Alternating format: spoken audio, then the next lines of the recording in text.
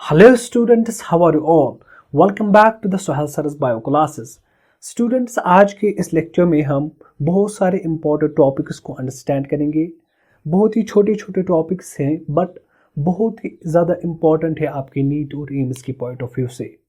So our first topic is composition of urine. So urine जो form हुआ अब kidneys में, उस यूरिन का कंपोजिशन क्या है इसको देख लेते हैं। अगर हम यूरिन की बात करें, राइट, यूरिन का सबसे ज़्यादा कंपोनेंट जो क्वांटिटी में प्रेजेंट होता है दैट इज़ वाटर। और वाटर की जो परसेंटेज होती है हमारे यूरिन में दैट इज़ अबाउट 95%। सो हम कहेंगे the first component of the urine is water, right, water H2।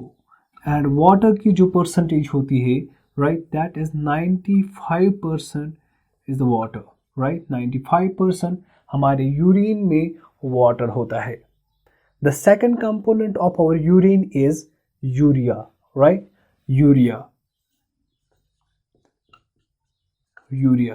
और यूरिया की परसेंटेज जो होती है हमारे यूरिन में that is about 2.6%, right, 2.6%, 2.6%, right, 2.6% हमारे यूरिन में यूरिया होता है। एज हमने ऑलरेडी स्टडी किया कि जो ह्यूमंस होते हैं they are uricotelic organisms, ureotelic organisms. So ureotelic organisms में जो मेजर कंपोनेंट होता है नाइट्रोजनस वेस्ट का दैट इज यूरिया। और यूरिया की परसेंटेज हमारे यूरिन में अबाउट 2.6% होती है। एक दिन में हमारी बॉडी से about 20 to 25 grams of urine eliminate होते हैं through the process of excretion, micturition, right? So about एक दिन में 20 to 25 grams यूरिया eliminate होता है एक दिन में per day, right? हमारी बॉडी से, which is a major nitrogenous waste or major excretory material present in our body. The third component जो हमारे यूरिन का होता है, right, that constitutes the urine is the electrolytes, ions. और हमारे urine में मोस्टली मोनोवैलेंट आयंस होते हैं। मोनोवैलेंट का मतलब है जिन आयंस का वैलेंसी 1 होती है, राइट। और जो जिन आयंस की वैलेंसी 2 and 3 होती है उन्हें हम डाईवैलेंट एंड ट्राईवैलेंट आयंस कहते हैं। And these divalent and trivalent ions are present in our fecal matter. वो हमारे fecal matter में present होते हैं। बट हमारे यूरिन में मोस्टली मोनोवैलेंट आयंस प्रेजेंट होते हैं जिनकी वैलेंसी 1 होती है। सो हम कहेंगे the third component present in our urine are electrolytes. और इलेक्ट्रोलाइट्स की जो परसेंटेज होती है हमारे यूरिन में दैट इज अबाउट 2.1%। 2.1% हमारे यूरिन में इलेक्ट्रोलाइट्स होते हैं, राइट। और इलेक्ट्रोलाइट्स में मेनली मोनोवैलेंट आयंस होते हैं, राइट, मेनली मोनोवैलेंट आयंस होते हैं, मोनोवैलेंट आयंस होते हैं। जैसे पोटेशियम आयन होता है, राइट, जैसे सोडियम आयंस होते हैं मोनोवैलेंट, हर किसी के आयन, जैसे हाइड्रोजन आयन होता है, जैसे क्लोराइड आयन होता है, जैसे बाइकार्बोनेट HCO3 एटसेट्रा। ये सारे मोनोवैलेंट आयन्स हमारे यूरिन में होते हैं। और इनकी जो इलेक्ट्रोलाइट्स या आयन्स की जो परसेंटेज होती है हमारे यूरिन में that's about 2.1%। The fourth component जो हमारे यूरिन में होता है that is creatinine. So creatinine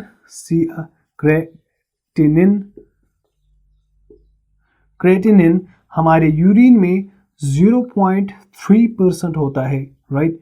the third component of fourth component of our urine is creatinine. And creatinine की परसेंटेज हमारे यूरिन में 0.3% होती है, राइट। और द फिफ्थ कंपोनेंट जो हमारे यूरिन को फॉर्म करता है that is uric acid, right, uric acid. Uric acid भी हमारे यूरिन में होता है but it is proportion is very small, that is 0.3%, right, 0.3%।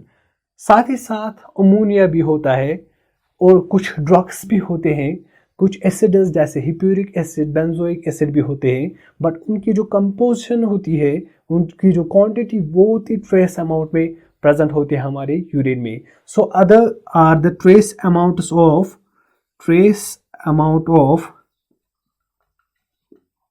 Of किस किस का, हमारा ड्रग्स, राइट, ड्रग्स,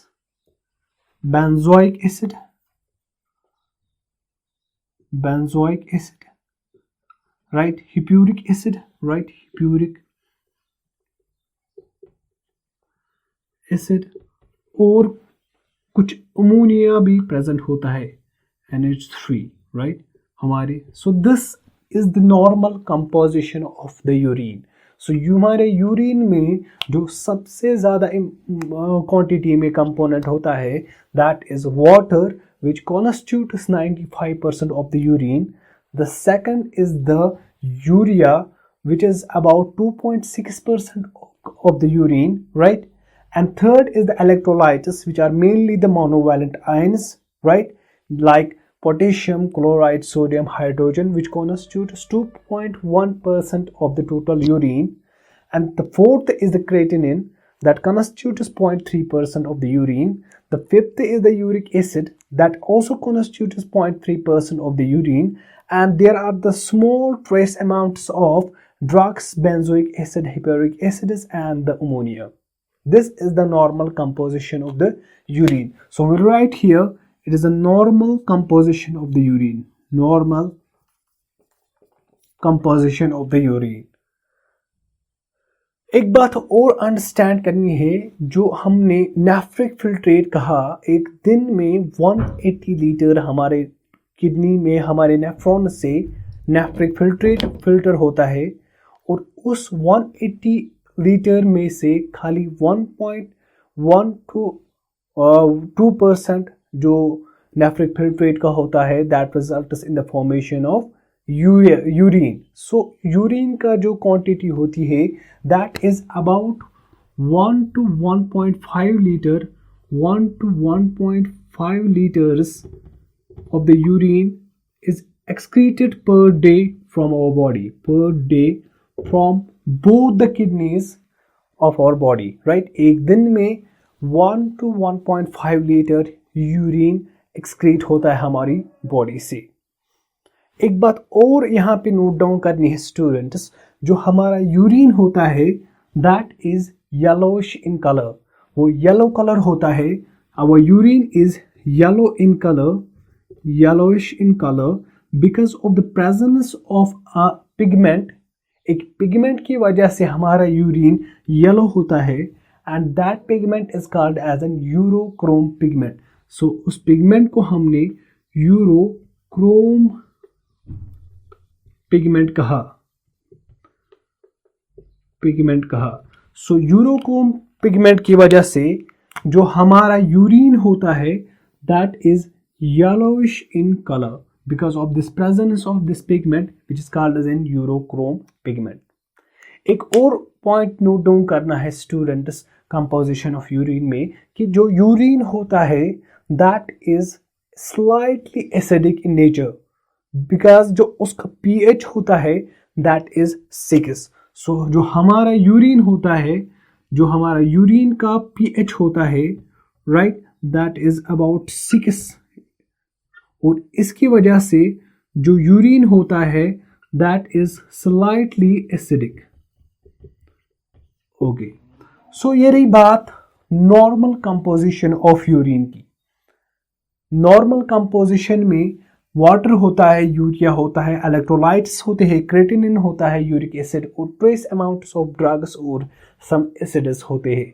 बट अगर हमारी बॉडी में इन नॉर्मल कंपोजिशन के बगैर, नॉर्मल कंपोनेंट्स के बगैर कुछ और कंपोनेंट्स पाए जाए, देन हम उस यूरिन को एबनॉर्मल यूरिन कहते हैं।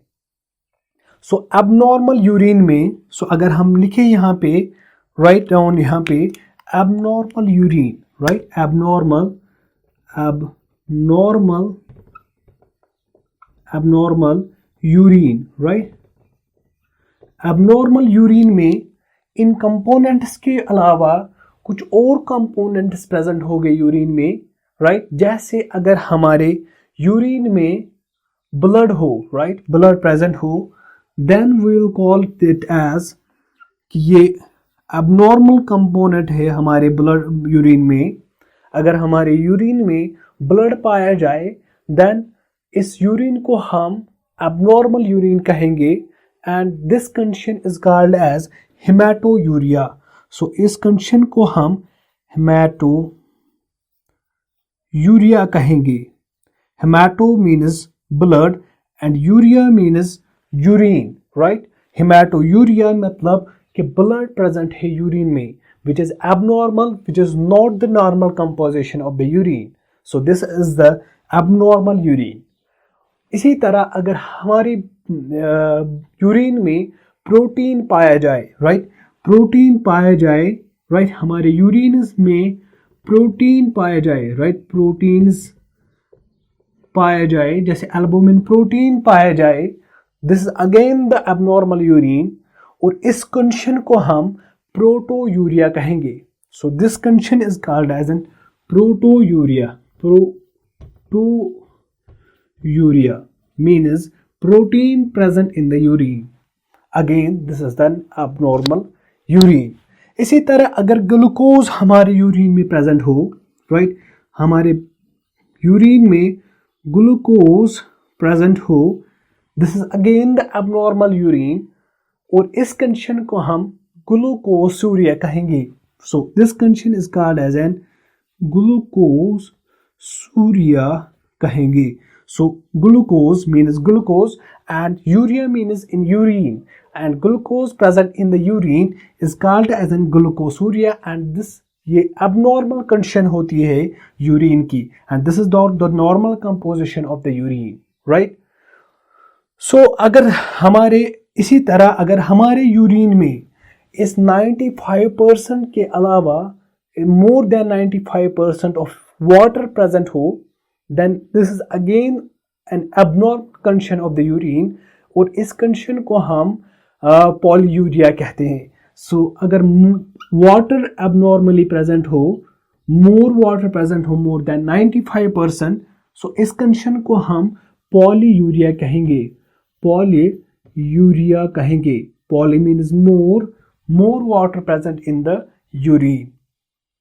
इसी तरह स्टूडेंट्स अगर हमारे यूरिन में कीटोन बॉडीज प्रेजेंट हो, कीटोन बॉडीज पाए जाए हमारे यूरिन में, this is again the abnormal condition of the urine और उस कंडीशन को हम कीटोयूरिया कहेंगे। सो अगर हमारे यूरिन में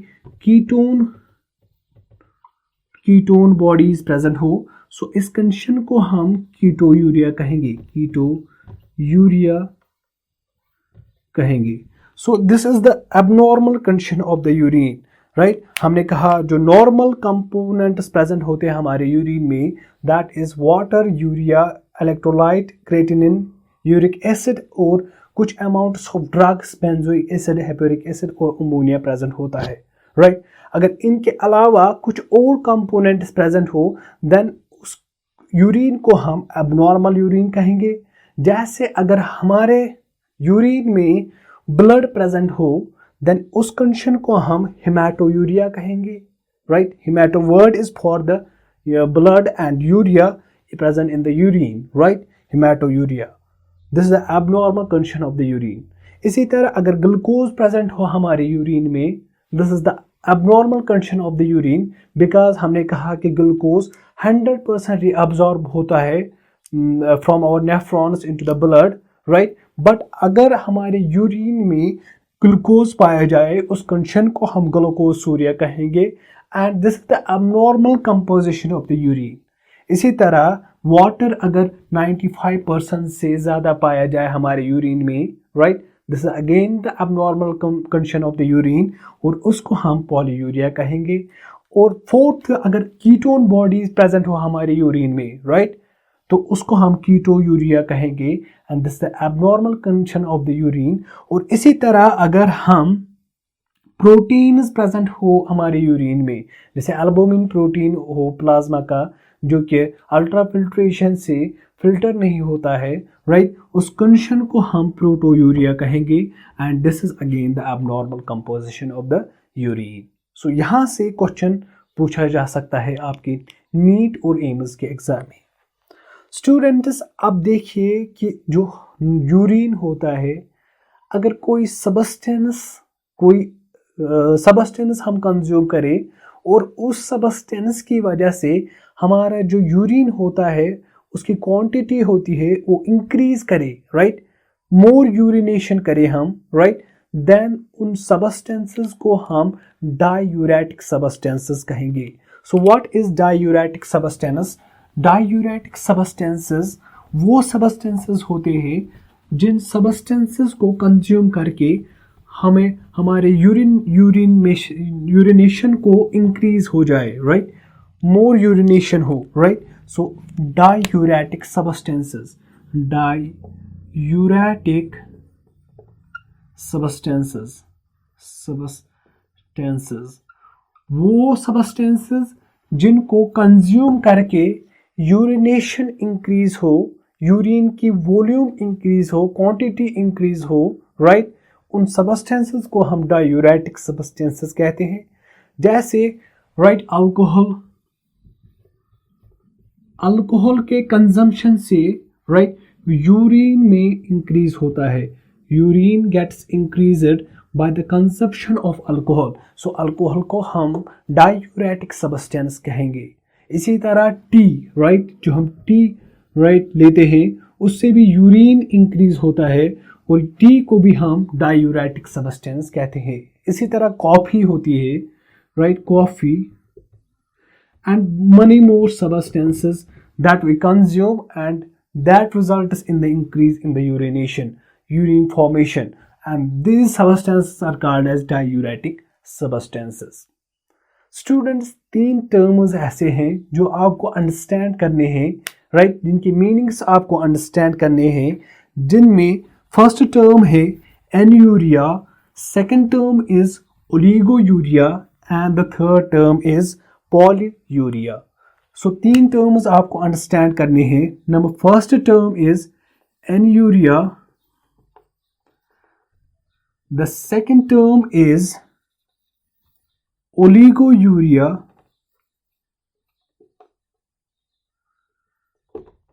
right, the third term is polyuria.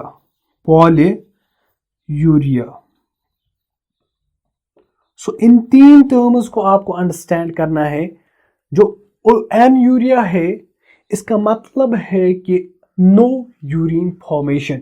अगर किसी इंडिविजुअल में, राइट, यूरिन का फॉर्मेशन नहीं हो, उस कंडीशन को हम एन्यूरिया कहेंगे। Anuria is no urine formation, The second term is oliguria. Oliguria का मतलब है कि लेस यूरिन फॉर्मेशन। जो हमने कहा नॉर्मल यूरिन की जो वॉल्यूम होती है, कंटेंट होता है, क्वांटिटी होती है, that is from 1 to 1.5 litres per day.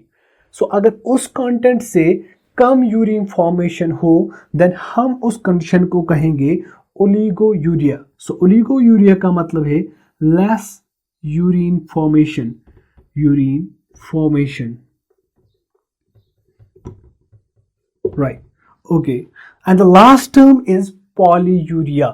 poly का मतलब है more, money, and यूरिया का मतलब यूरिन। पॉलीयूरिया का मतलब है मोर यूरिन फॉर्मेशन। अगर 1 to 1.5 से ज़्यादा यूरिन का फॉर्मेशन हो एक दिन में, देन उस कंडीशन को हम पॉलीयूरिया कहेंगे। पॉलीयूरिया मतलब मोर urine formation.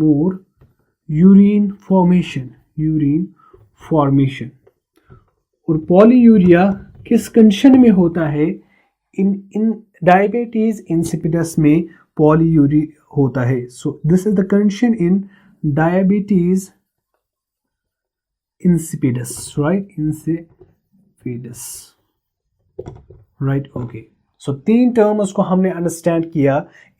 anuria means no urine formation, right? Second term is the oliguria, a condition where less urine is formed, right? And third condition is the polyuria, where the more urine is formed, right? And another term that we understand is the diuretic substances, those substances which increase the production of urine, right? And those substances are alcohol, tea and coffee.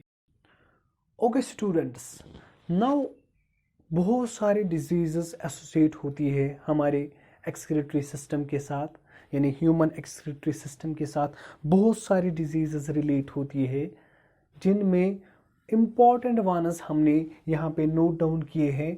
4 important disease जो कि हमें याद रखने हैं, जो कि हमें understand करने हैं for our NEET and AIIMS point of view, जिसमें द फर्स्ट डिजीज और the disorder is renal calculi, जिसे हम किडनी स्टोन भी कहते हैं। We also call this renal calculi as the kidney stone, right? Kidney stone, right? और ये kidney stone कैसे बनती है? ये हमारे एक्सक्रीटरी ट्रैक्ट में कहीं भी हो सकती है, कहीं भी बन सकती है by the deposition of calcium carbonates, calcium oxalates और कैल्शियम फॉस्फेट्स और यूरिक एसिड का डिपोजिशन अगर हो, राइट, उसके डिपोजिशन से भी किडनी स्टोन्स या रीनल कैलकुली बनती है। सो हम कहेंगे यहाँ पे it is formed by the deposition of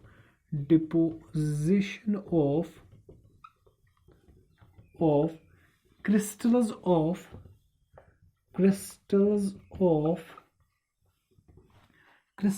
of number 1 हमारे uric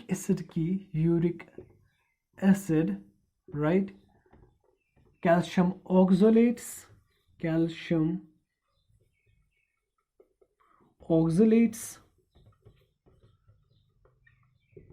calcium carbonates, right? Calcium carbonates or calcium phosphates, calcium phosphates। In uric acid के डिपोजिशन से या कैल्शियम ऑक्सलेट्स के डिपोजिशन से या कैल्शियम कार्बोनेट या कैल्शियम फॉस्फेट के deposition से रीनल कैलकुली या किडनी स्टोन्स बन जाती है। सो अगर पूछा जाए इन सब में से uric acid, calcium oxalate, calcium carbonate and calcium phosphate में से सबसे ज़्यादा कंपोनेंट सबसे ज़्यादा इंपॉर्टेंट कौन है for the formation of renal calculi और the kidney stone? That is calcium oxalate. So calcium oxalates पे स्टार पॉइंट बनाएंगे, राइट? स्टार पॉइंट बनाएंगे कि कैल्शियम और ऑक्सलेट्स मेनली रेस्पॉन्सिबल होते हैं for the formation of kidney stones और renal calculi. This is the first disorder और the disease associated with our excretory system. So second disease is the diabetes nephropathy. Diabetes nephropathy का मतलब है कि जिन human beings में diabetes mellitus होता है, right, that ultimately results in the kidney failure at the later stage. Later stage में जब diabetes final stage में पहुंच जाता है उन ह्यूमन बींग्स में, तो that results into the kidney failure, right? That results into the kidney failure, right? in human beings में kidney failure होता है, kidney failure होता है, right? failure होता है, यानी kidneys अपना function properly नहीं करती है, right? and that condition is called as an diabetic nephropathy. So diabetic nephropathy क्या है? डायबिटीज़ इंडिविजुअल्स में लेटर स्टेज में रीनल किडनीज फंक्शन करना छोड़ देती है, उस कंडीशन को हम डायबिटिक नेफ्रोपैथी कहते हैं। सो थर्ड डिसऑर्डर और the disease is uremia. Uremia literally अगर हम वर्ड देखें, यूरिया मतलब यूरिया एंड इमिया वर्ड हम यूज़ करते हैं for the blood, right. That means कि ब्लड में अगर यूरिया का क्वांटिटी मोर हो जाए, ज़्यादा हो जाए, देन उस कंडीशन को हम यूरेमिया कहेंगे। सो यूरेमिया क्या है? यूरेमिया कंडीशन है जब यूरिया हमारे ब्लड में नॉर्मल से ज़्यादा क्वांटिटी में पाया जाए, देन उस कंडीशन को हम uremia. So more urea present in blood. So this condition is called as an uremia. And the last disease or the disorder that's associated with our excretory system is the glomerulonephritis. This disease may be asked in your NEET or AIMS entrance exam. This is a very important disease. This glomerulonephritis, इसका मतलब है कि glomerulus में अगर inflammation हो, जहाँ पे भी स्फैक्स आइटस आए, इस आइटस का मतलब है inflammation.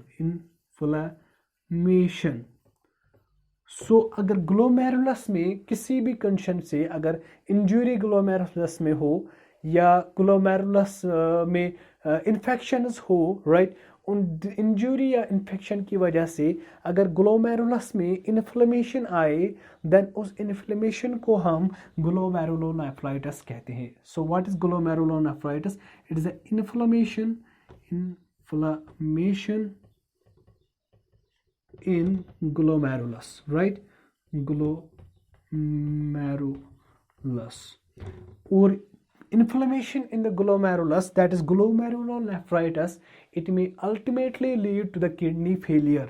It may lead to the kidney failure, right? Kidney failure, and at the last it may cause death to the individual, right? Death to the individual.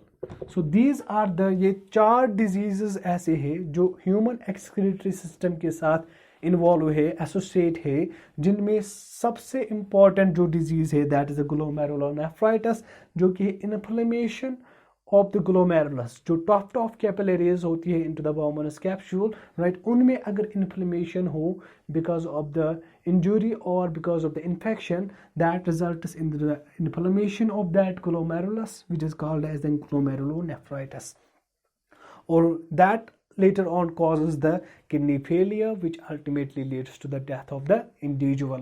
इसके बगैर 3 और diseases है जो कि आपको याद करनी है, that are renal calculi, that the kidney stone. kidney stone क्या है? ये deposition होता है crystals of uric acid, calcium oxalates, calcium carbonates और कैल्शियम फॉस्फेट्स। मेनली ये कैल्शियम ऑक्सलेट्स का डिपोजिशन होता है at any part of the human excretory system. Excretory tract में कहीं भी डिपॉजिट हो सकते हैं and results in the formation of renal calculi. So second disease is the diabetes neuropathy. Diabetes individual में लेटर ऑन किडनी फेलियर होता है जिसको हम डायबिटीज़ नेफ्रोपैथी कहते हैं। सो एक और डिजीज़ है that is the uremia, that is अगर यूरिया का लेवल नॉर्मल से ज़्यादा हो जाए हमारे ब्लड में, उस कंडीशन को हम यूरेमिया कहते हैं। So these are the disease associated with our excretory system. Okay students, now you need to understand a very important topic, that is the hemodialysis. Hemodialysis क्या है स्टूडेंट्स? जैसे हमने कहा कि किसी इंडिविजुअल में अगर दोनों किडनियाँ स्टॉप करे फंक्शनिंग, राइट, तो उस कंडीशन को हमने किडनी फेलियर कहा। तो उस किडनी फेलियर में हम इस पेशेंट को कैसे ट्रीट करते हैं? हम 2 तरह से ट्रीट कर सकते हैं इस पेशेंट को। नंबर 1, इस पेशेंट में हम किडनी ट्रांसप्लांट कर सकते हैं, यानी किसी डोनर से हम किडनी ले सकते हैं और इस पेशेंट में हम ट्रांसप्लांट कर सकते हैं। बाय दिस वे हम इस इंडिविजुअल को ट्रीट कर सकते हैं। सेकंड मेथड जो है वो है हीमोडायलिसिस, यानी आर्टिफिशियल किडनी भी हम इसे कहते हैं। We also call this as artificial kidney, right. Artificial kidney. देखिए इसका जो हीमोडायलिसिस होता है इसका प्रोसीजर अंडरस्टैंड करना है, राइट। हमने कहा कि किडनीज पेशेंट में दोनों किडनीज डिसफंक्शनिंग है, दोनों किडनीज काम नहीं करती है। अब बॉडी में जितना भी नाइट्रोजनस वेस्ट है उसको एलिमिनेट करना है, राइट। जो हमारे ब्लड में जितने भी नाइट्रोजनस वेस्ट है उनको बॉडी से प्यूरिफाई करना, एलिमिनेट करना है, राइट। तो उसमें हम एक इंस्ट्रूमेंट का यूज़ करते हैं जिसको हम डायलाइजिंग यूनिट कहते हैं। सो ये हमारे पास एक इंस्ट्रूमेंट है जिस इंस्ट्रूमेंट को हम डायलाइजिंग यूनिट कहते हैं। So we call this instrument as dialysing unit, dialysing unit. So इस डायलाइजिंग यूनिट में एक ट्यूब होता है, एक ट्यूब होता है, राइट, जिस पे मनी पोर्स होते हैं। इस ट्यूब में बहुत सारे न्यूमरस पोर्स प्रेजेंट होते हैं। सो इस ट्यूब में बहुत सारे पोर्स प्रेजेंट होते हैं और इस ट्यूब को हम पोरस सेलोफोन ट्यूब कहते हैं। So we call this tube as the porous cellophane tube. और जो ये एक्स्ट्रा स्पेस होती है इस डायलाइजिंग यूनिट में, राइट, इसमें फ्लूइड होता है जिसको हम डायलाइजिंग फ्लूइड कहते हैं। इसमें फ्लूइड प्रेजेंट होता है इस स्पेस में, राइट। इस स्पेस में फ्लूइड प्रेजेंट होता है जिस फ्लूइड को हम डायलाइजिंग फ्लूइड कहते हैं। So we call this fluid as dialysing fluid. और इस फ्लूइड, डायलाइजिंग फ्लूइड में हर कोई कंपोनेंट होता है प्लाज्मा का, राइट। प्लाज्मा के सारे कंपोनेंट्स इस डायलाइजिंग फ्लूइड में प्रेजेंट होते हैं except the nitrogenous waste. So this dialysing fluid it contains all the components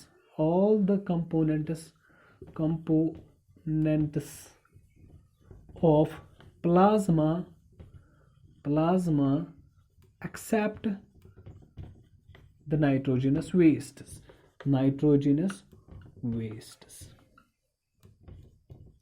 सो जो हमने कहा कि एक यूनिट होता है, एक इंस्ट्रूमेंट होता है जिस इंस्ट्रूमेंट से हम एक इंडिविजुअल का, एक पेशेंट का जिसकी दोनों किडनीज डिसफंक्शनिंग हो, राइट, किडनी फेलियर जिसमें हो, उसको हम इस यूनिट के ज़रिए, इस इंस्ट्रूमेंट के ज़रिए उसका जो ब्लड होता है वो प्यूरिफाई करते हैं, वहाँ से जितने भी नाइट्रोजनस वेस्ट है उनको रिमूव करते हैं, राइट। और इस इंस्ट्रूमेंट को हमने डायलाइजिंग यूनिट कहा। और इस डायलाइजिंग यूनिट में एक ट्यूब होता है जिसपे मनी पोर्स प्रेजेंट होते हैं और हमने इस ट्यूब को पोरस सेलोफोन ट्यूब कहा, राइट। और इसके बगैर जितना भी एक्स्ट्रा स्पेस होता है, राइट, उसमें फ्लूइड प्रेजेंट होता है जिसको हमने डायलाइजिंग फ्लूइड कहा। और डायलाइजिंग फ्लूइड में सारे कंपोनेंट्स होते हैं प्लाज्मा के एक्सेप्ट द नाइट्रोजनस वेस्ट्स। अब देखिए प्रोसीजर को अंडरस्टैंड करना है, हीमोडायलिसिस के प्रोसीजर को अंडरस्टैंड करना है। हमारे पास एक इंडिविजुअल है and this individual is very sad, right. ये बहुत ही सैड है। You know why? बिकॉज जो इसकी दोनों किडनीज है वो डिसफंक्शनिंग है, दोनों किडनीज काम नहीं करती है, यानी इस इंडिविजुअल में, इस पेशेंट में किडनी फेलियर है, राइट। अब इस पेशेंट के ब्लड को प्यूरिफाई करना है, right, by using a dialysing unit. Look what we do, हम इसका जो ब्लड है वो रिमूव करते हैं, right, and then we fill this blood into the porous cellophane tube of the dialyzing unit, right। यहाँ से हमने ब्लड लिया और ब्लड हमने कहाँ से लिया? इसकी आर्टरीज से, ना कि इसके वेन से। So we take the blood of this patient from the arteries, right, blood from arteries, क्यों आर्टरी से ब्लड लिया?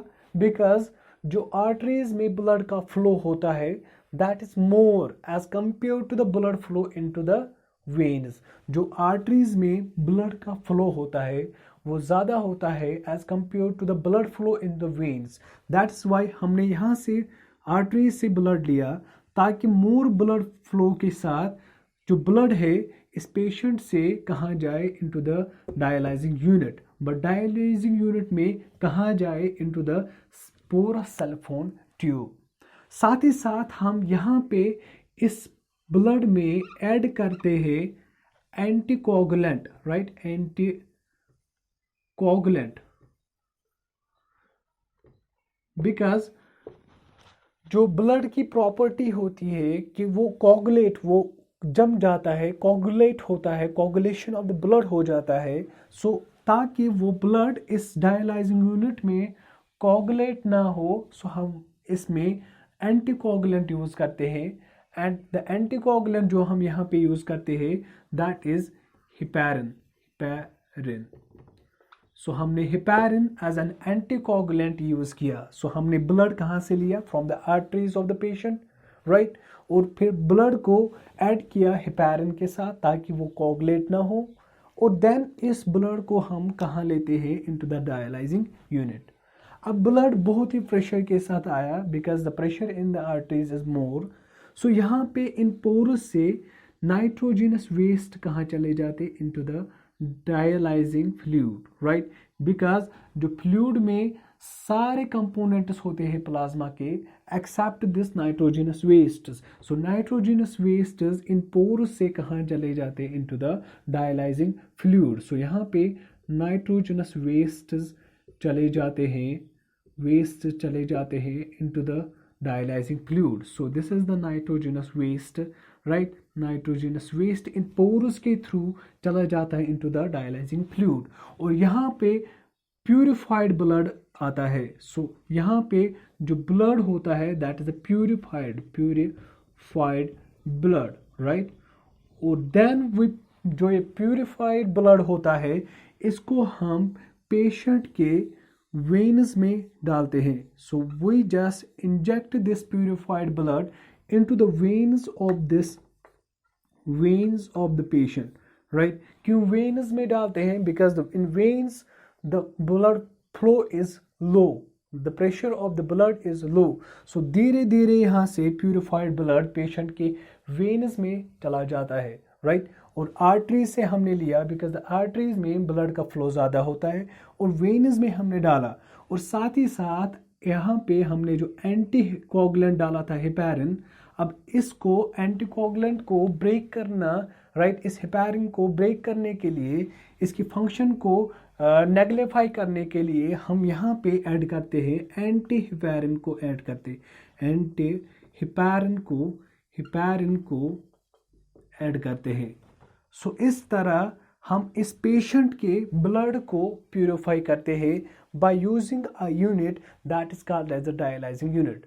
सो प्रोसीजर में आपको अंडरस्टैंड करना है कि हम पेशेंट से ब्लड लेते हैं from the artery of the patient because artery में ब्लड का फ्लो जो होता है दैट इज मोर, ब्लड का प्रेशर जो होता है मोर, राइट। देन इस ब्लड में हम ऐड करते हैं हिपैरिन को। देन इस ब्लड को हम इंजेक्ट करते हैं इनटू द डायलाइजिंग यूनिट। और यहाँ पोरस सेलोफोन ट्यूब से ब्लड चला जाता है, राइट। देन ब्लड का में जो प्रेजेंट होते हैं नाइट्रोजनस वेस्ट मटेरियल वो चले जाते हैं into the fluid present in the dialysing unit and that fluid is called as a dialysing fluid. और डायलाइजिंग फ्लूइड में सारे कंपोनेंट्स होते हैं प्लाज्मा के except these nitrogenous wastes, right. और ये पोरस सेलोफोन ट्यूब से, इन पोर्स से नाइट्रोजनस वेस्ट चले जाते हैं into the, right, this dialysing fluid. और यहाँ पे जो ब्लड आता है, now this blood is purified, now this blood is free of the nitrogenous wastes. और दिस नाइट्रोजनस, नाउ जो ये नाइट्रोजनस वेस्ट फ्री ब्लड होता है इसको हम इंजेक्ट करते हैं इनटू द पेशेंट्स वेन्स। क्यों इंजेक्ट करते हैं वेन्स में? Because in veins the blood flow is low. So धीरे धीरे ब्लड चला जाता है purified blood into the body of the patient, right. और साथ ही साथ जो हमने एंटीकोगुलेंट हेपारिन डाला था, इसकी एक्टिविटी को नेगलिफाई करने के लिए हमने अब यहाँ पे एंटी हेपारिन को ऐड किया। So this is the hemodialysis, the procedure of artificial kidney, that is the hemodialysis, and this is very important for your NEET and AIMS point of view.